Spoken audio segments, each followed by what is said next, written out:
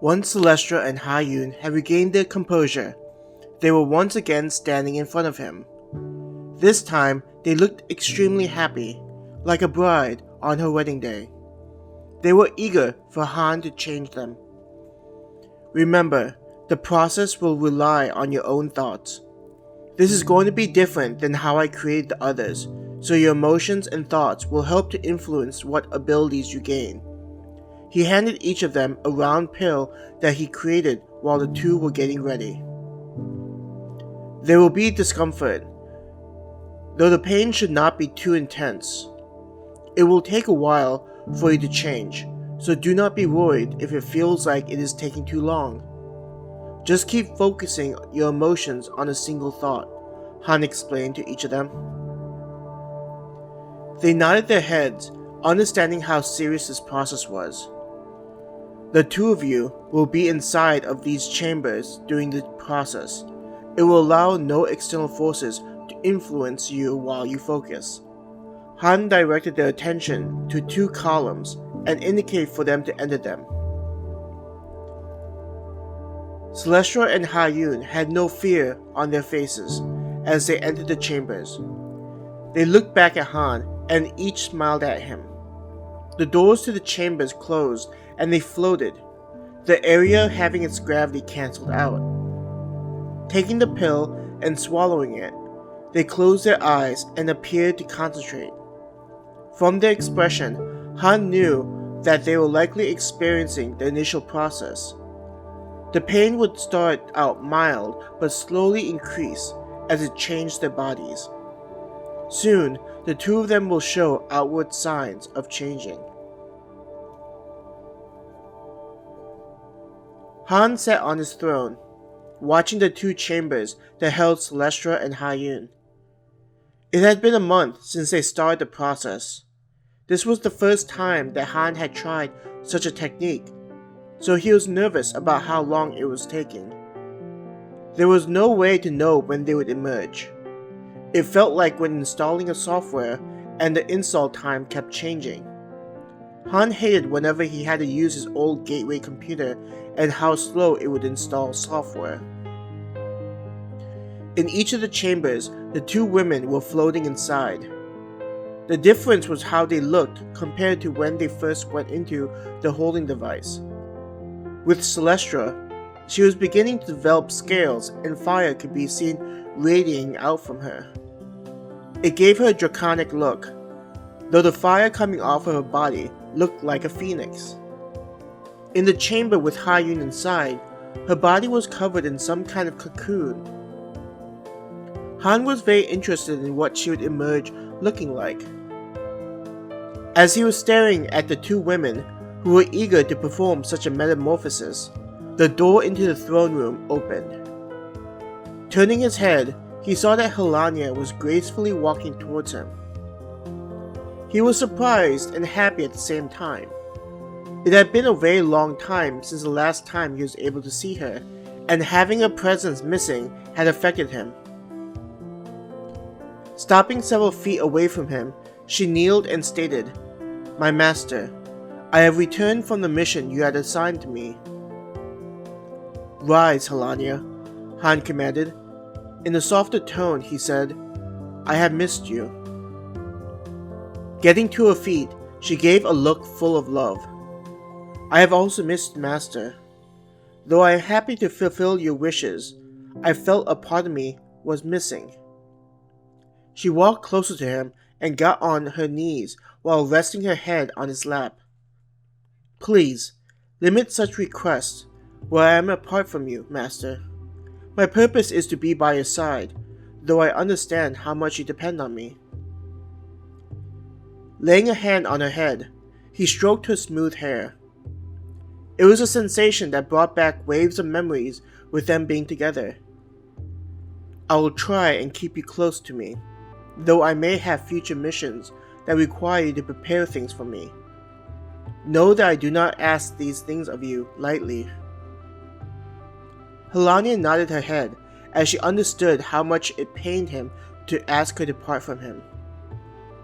Without lifting her head from his lap, she asked, "Master, I see that we have new people in our midst.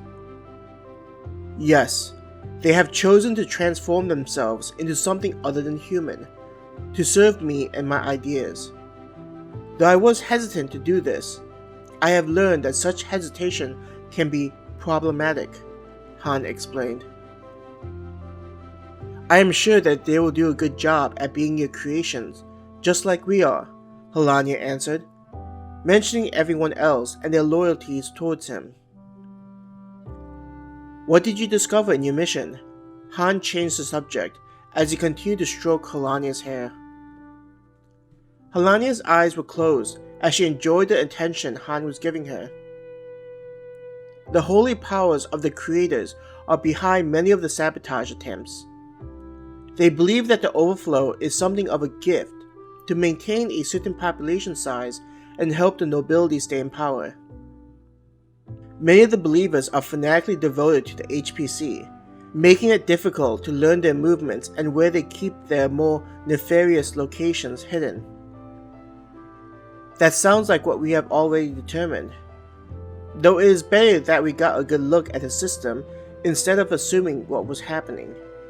Han stroked his chin thoughtfully, digesting what Helania reported. Master, the HPC also seems to be working for demons that have recently appeared. They take up orders at various locations that are called temples. Each temple is a central area for a particular demon and their worshippers, Helania added in. Interesting. I figured that they had a connection with the gods. But know that they are also working with the demons is painting an interesting picture. I have had the opportunity in encountering them. They gave us an entertaining time. They are nothing to worry about, considering their powers are lower than ours. Han mulled over, learning that the demons were also involved.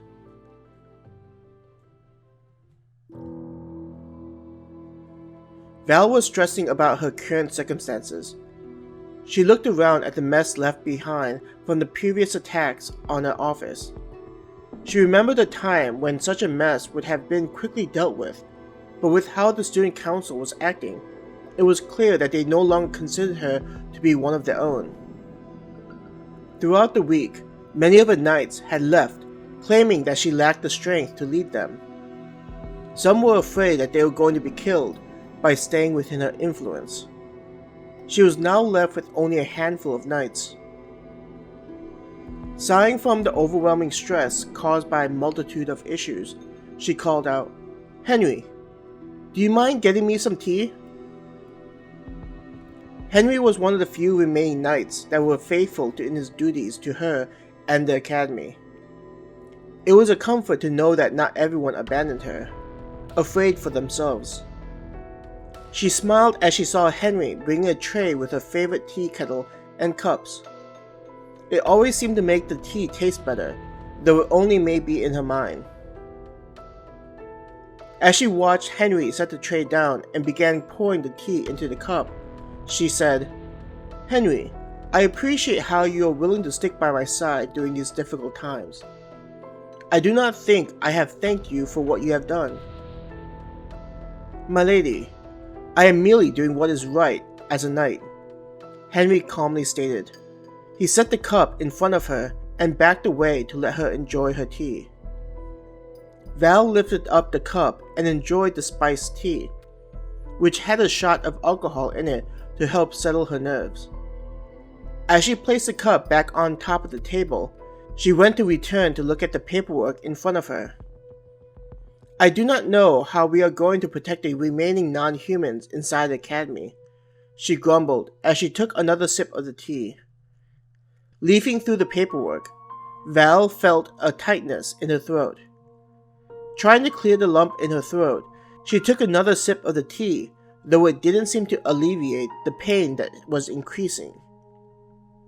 Also, Val had noticed that it was beginning to become difficult to breathe. Quickly looking to Henry to ask him to call for help, she saw him standing there with a smile on his face. "As a knight of the academy, I am loyal to the student council. They have deemed that your services are no longer required." Seeing her face turning different shades of blue, he nodded his head and gave her a final salute. "We thank you for your hard work and effort, and hope you enjoy your vacation in the next life." Henry then proceeded to leave the office. Val watched Henry leave, and after listening to his words, she understood how much of a fool she had been. "If only I had listened to E's advice," she thought, regretting how stubborn she was. Under the sofa where Val had rested, a piece of crumpled paper began to pulsate with a glow. Val tried to quickly look through her supplies in hopes that she had something that could buy her some time, but everything useful had already been removed, likely from Henry's action. "Master was correct in informing us to look out for you. You should think of yourself lucky as being blessed to have him think of your well-being," a cute voice called out to her. Turning around, Val saw an adorable woman in a maid's outfit standing there by herself. Val wanted to demand who she was, but her throat completely shut made that impossible. She could only point at the woman, demanding she identify herself. "How about we deal with this small issue before we move on to pleasantries?" The woman placed a finger on her chin as she tilted her head. Raising up her other hand, she merely snapped her fingers, and Val felt air rush back into her body. Collapsing onto the floor as she coughed, holding her throat to make sure that she didn't imagine the situation. Looking up, Val saw the woman curtsy and say, "I am Giselle, and my master would like to invite you to Felicitas." She giggled cutely at the end. Val could only stare blankly at the woman, as she tried to understand what was happening.